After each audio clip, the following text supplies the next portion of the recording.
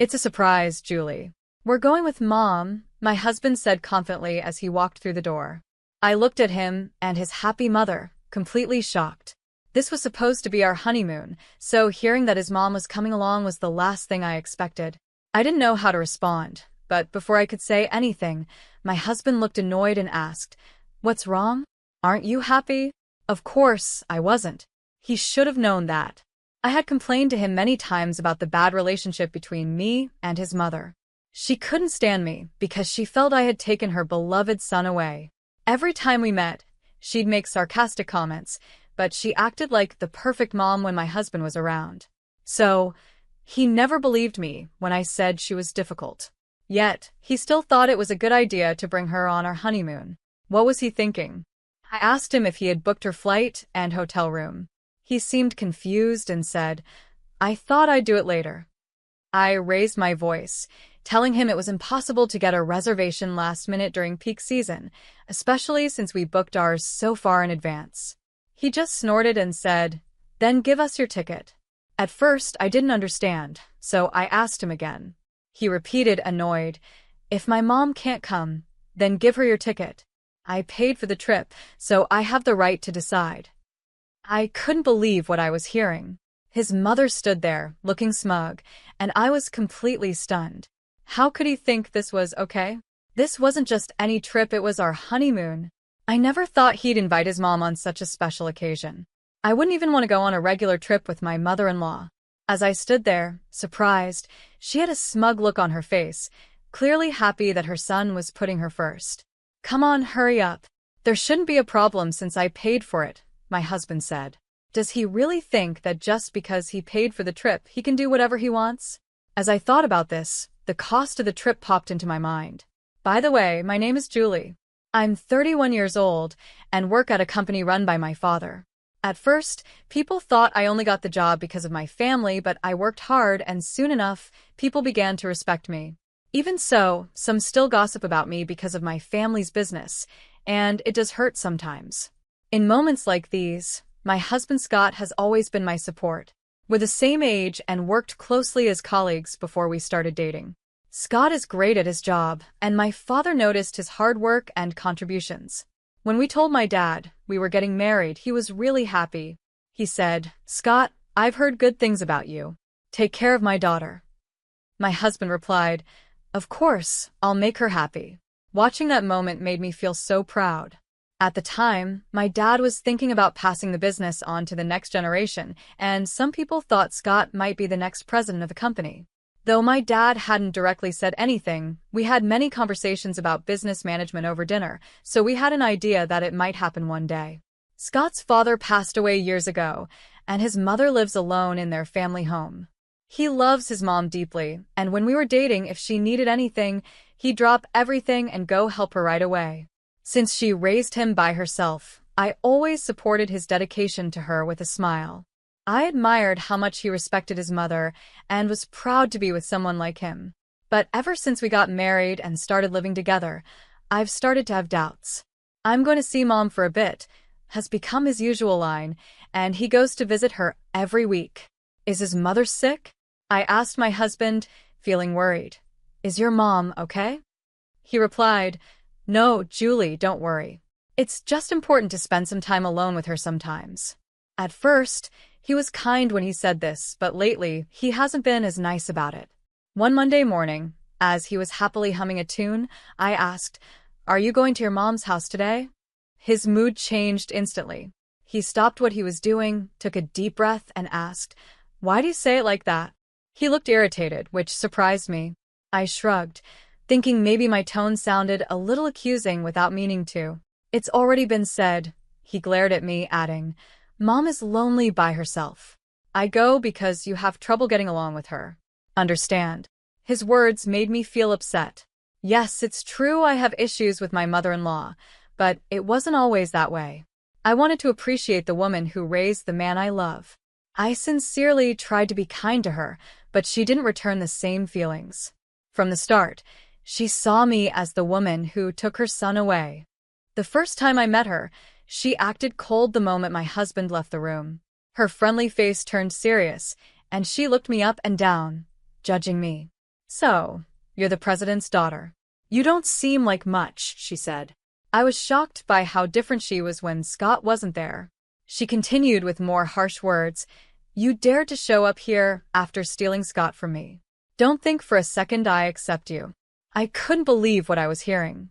Then, she made a rude slurping sound with her tea, not offering me any. When I nervously addressed her as mother-in-law, she snapped, Don't call me that. It's unpleasant. I couldn't understand why she was being so hostile, especially since we had just met. When I tried to speak up, she immediately shut me down. I felt helpless. Soon, I heard Scott's footsteps returning, and suddenly, her attitude changed again. She smiled sweetly, offered tea, and acted like nothing had happened. Sorry I forgot to offer you tea, she said, laughing lightly as Scott entered the room. Mother, you didn't serve the tea yet? Scott asked. Your fiancé is so charming, she said with a smile, then turned to me and added, Julie, feel free to call me mother-in-law anytime. A chill ran down my spine. Since then, my mother-in-law has continued to say hurtful things to me, but only when Scott isn't around. It's like she has two sides to her. My husband doesn't seem to see her true nature no matter what. When I talk to him about it, he just brushes it off, saying, My mother would never do that. He adds, If you're that uncomfortable, you don't have to meet her. He doesn't believe me at all. At first, I tried hard to explain, but eventually I got tired of him always defending his mom. Now, I only visit her when absolutely necessary. My husband probably thinks I hate her. Make sure to lock the door when you leave, he said, and just like always, he left without looking back. I tried to call out, Wait, but he was already gone. His figure blurred as tears filled my eyes. After our argument about his mother, he hasn't been coming home much. Sometimes it feels like his mother is more important to him than I am. Aside from the issues with his mom, Scott is a great husband. He helps me when I'm stressed about work and even does his share of the house chores, even though he's busy with his own job. At least he agrees we don't need to visit her more than necessary. Thinking about all of this, I flip through travel brochures. I try to shake off the negative thoughts and focus on our upcoming honeymoon. I'm excited about this trip. It'll be a chance to forget about his mom for a while and enjoy some time together. No unexpected calls from her. I start thinking about possible destinations, keeping in mind that Scott just became the team leader for a new project. I'd love to treat ourselves to something a little luxurious on this trip. But then I remember what Scott said. I left all the planning to you, but I want the payment to come from my account. I had wanted us to split the cost of the honeymoon, but he just laughed it off and didn't want to listen. It didn't feel right for him to pay for everything, so I decided to cover part of it myself. Being the president's daughter, I knew my mother-in-law's sarcastic comments about spending too much would only get worse. That thought made me smile wryly. Just as I had resolved to stay positive, my mother-in-law popped back into my mind. Enough of this, I told myself. To change my mood, I put the brochure aside and started preparing dinner for my husband, who would be home soon.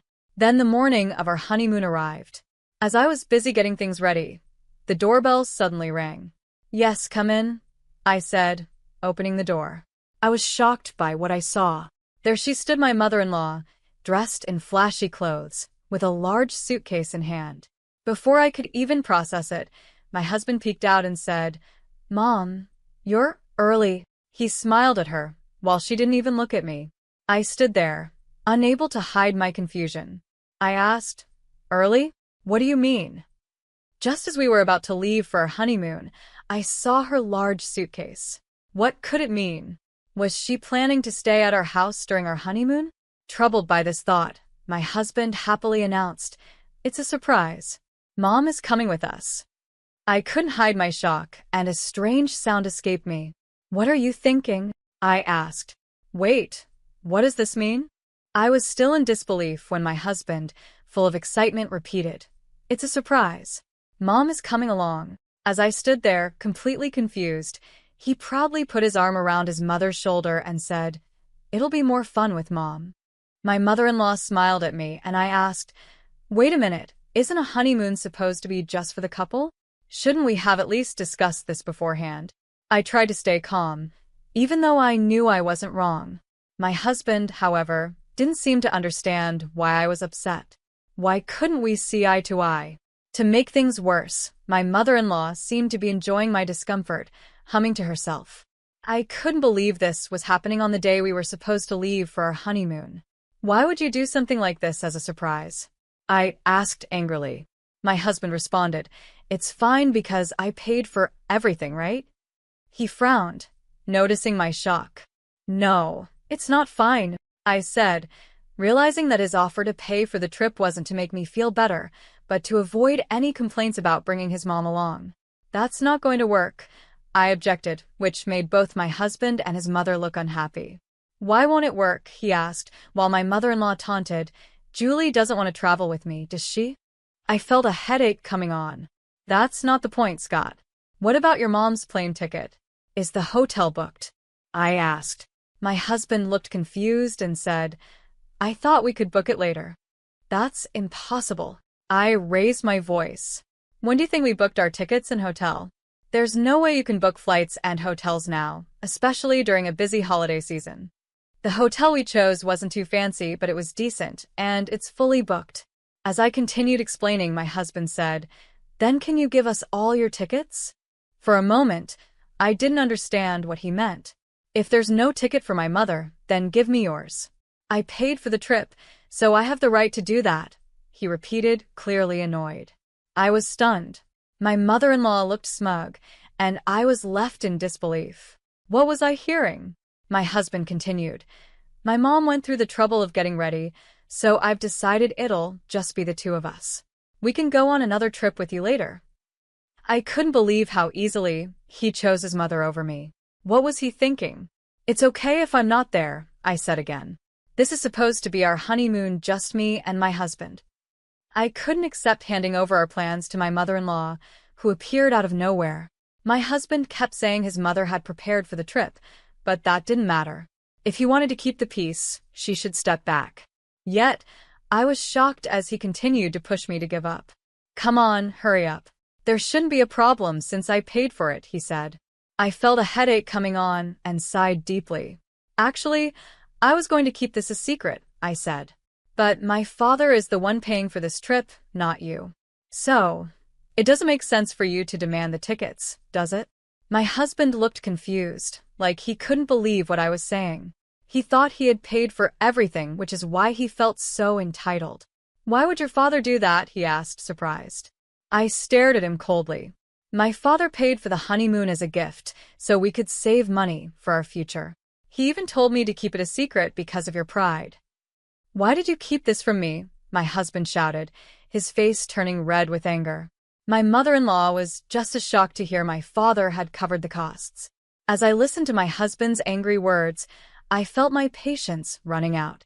I had put up with my mother-in-law's behavior, and my husband always siding with her for far too long. "If you two want to go on the trip, return the money to my father and make your own arrangements," I said coldly. "Cancel the reservations and pay for it yourselves." Without waiting for their response, I grabbed my bags and left the house. This was no joke. It wasn't right for them to use my father's money. Since I had handled all the bookings, everything was in my name. I quickly canceled the flights and hotel and got into a taxi. Instead of heading to the airport, I told the driver to take me to my parents' house. When I arrived at home, dragging my suitcase behind me, my father was shocked to see me. After I explained everything, his face turned red with anger. "What kind of story is this? Is this some sort of joke?" he fumed. The constant calls from my husband only made my father angrier. I was furious too. This whole situation made me realize what I needed to do. "Dad, I'm thinking about getting a divorce," I said, my voice steady but filled with emotion. My father calmed down, and instead of saying anything, he gently comforted me, stroking my back. "I'm sorry, Dad," I whispered through my tears. He held my hand firmly. The next day, my husband showed up at my parents' house with a box of sweets as an apology. I was about to turn my husband away at the gate when my father stepped in. "If you're thinking about divorce, we need to talk properly. Let's hear what he has to say," my father suggested. Even though I had planned to consult a lawyer, I followed his advice and let my husband in. As soon as my husband saw my father, he started apologizing right away. I felt annoyed seeing him act innocent in front of my dad. As he kept saying sorry, I sighed, and my father asked me to take him to the sitting room. My apologies for causing trouble, President, my husband said, bowing his head even before we had finished greeting each other. He often called my father President, even in private, claiming it had become a habit. But when he did, he always seemed to slip into a businesslike attitude. His practiced way of apologizing felt fake. What exactly are you apologizing for? My father asked, sighing. He was as frustrated as I was. My husband just kept saying, I'm sorry for the trouble, over and over. It wasn't an apology to me, it felt more like an insult. When he tried to explain himself, I cut him off and handed him the divorce papers. Do you know how to fill these out? I've already completed my part. Please look it over. I spoke calmly but firmly. My husband turned pale as he stared at the papers. Wait, Julie, divorce? He looked at me seriously for the first time since he'd arrived. I've always come second to you, Scott. That should be fine, right? You have your mother. I was ready to handle this like a business deal, refusing any attempts to patch things up. What are you talking about? Why bring my mother into this? He protested. She was excited about the trip too. We can go on another one together, Julie. Shocked by how little he understood, I replied. Another trip? What does that even mean? This was supposed to be our honeymoon. I was shaking, biting my lip in frustration. What kind of husband brings his mother on a honeymoon? Where does that even happen? But instead of realizing his mistake, Scott doubled down. It was just a suggestion to bring her. At first, you said there were no flights or hotels available, he said. I couldn't believe it. How could you even think that was a reasonable idea at the last minute? I asked. He still didn't get it. Scott raised his voice, showing his anger. Are you saying we should send my mother back, even though she was looking forward to this trip? At that point, my father stepped in again, calming the situation. Let's stop this now, he said, his voice steady. After a long silence, he shook his head in disappointment. Scott, he said quietly. I'm really disappointed, my father said. Scott, hearing this, immediately straightened up and addressed him as President. My father looked at him with deep sadness and disappointment. After a heavy silence, my father asked, Why did you choose your mother over Julie in a situation like this? The question hit Scott hard. He started stammering, struggling to find the right words. Well, he was clearly nervous, sweating as he tried to answer. While Scott could be assertive with me, he could never stand up to my father. My father continued, A honeymoon is meant for the couple. You could have taken your mother on a trip any time after that, right? Didn't you say you loved my daughter? Scott quickly shouted, I'm not lying. I just wanted to show my mother she's as important as Julie. At this sudden outburst, my father looked at him sternly for the first time. Even if it makes Julie sad? Is that okay? My father pressed. Scott stammered again, trembling before finally saying, I'm sorry. But the way he clenched his fists showed that his apology was more out of pride and humiliation than genuine regret. He was apologizing because my father was angry, not because he truly believed he had done something wrong. Scott, you are a capable person, my father said, and for a moment, Scott looked relieved. But then he realized he had misunderstood. My father's expression became cold and stern. But even if you're good at your job, a person who doesn't cherish their family can never be trusted. My father handed Scott a pen, a gesture that made Scott visibly shiver with fear. You should not be apologizing to me, my father said firmly, pushing the pen into Scott's hand. Shaken, Scott turned to me, pleading desperately. Julie, please, don't go through with the divorce. I'll change, I promise. He fell to his knees, clinging to my legs, begging. I will prioritize Julie from now on, he vowed, but his words felt hollow, as if he was only saying what he thought I wanted to hear. Then, out of nowhere, Scott blurted, Please, if we divorce, I won't be able to pay off the debts. Debts? I asked, confused. What are you talking about? I repeated, stunned by this new information. Suddenly, Scott recoiled, covering his mouth, realizing he had said too much. He looked filled with regret. My father and I just stood there, silently staring at him in disbelief. Finally, after a long pause, Scott nervously began. "Well, it's about," he hesitated, clearly terrified to continue. But when he did, the truth shocked us both. Scott revealed that he and his mother had been confident that he would eventually take over as president of my father's company. Because of this, they had been spending recklessly, believing the company's wealth would soon be theirs. The reason he visited his mother's house so often was to indulge in a lavish lifestyle with her. "The more I hear, the less I see any reason for you to stay married to this man, Julie," my father said, disgusted and too disappointed to say more. Scott, realizing how serious the situation had become, started pleading, "Please wait. If we get divorced, how will I live starting tomorrow?" His endless apologies started to sound robotic, like a toy stuck on repeat, almost comical in their desperation. "That's not our concern," I replied coldly, waiting for Scott to sign the divorce papers. There was no point in talking anymore, so my father and I quietly decided to have some coffee, not bothering to offer any to Scott. In the end, the divorce was finalized without much trouble. My father had hired an excellent lawyer, and the detailed diary I had kept helped the process go smoothly. We also requested alimony to cover the costs of the canceled honeymoon. When Scott's side asked for a reduction, my father immediately refused, and I couldn't help but laugh at how firm he was. Rumors of our divorce spread quickly at the company, and the atmosphere around Scott changed completely. It became so uncomfortable for him that he decided to resign. Since it was his choice to leave, he didn't receive much severance pay. He had to use his small savings to cover the alimony and pay off his debts. Now, he's living a very modest life. As for his mother, she has fallen ill and is bedridden. There are stories going around that Scott is working part-time jobs and asking former colleagues for financial help, but who knows if they're true. These tales have become jokes people share at parties. As for me, my father has finally decided to retire, and with strong support from the employees, it looks like I will take over as president of the company. At first, I hesitated to take on such a big role, but seeing my father's rare moment of vulnerability, wanting to trust the company to someone reliable, gave me a new sense of determination.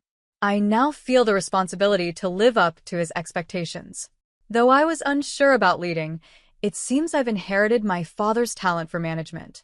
With his guidance as chairman, the company's performance is steadily improving. With this new confidence, I've been getting more attention at various CEO events. I haven't thought much about starting a new relationship, but maybe the time is coming for a new chapter in my life.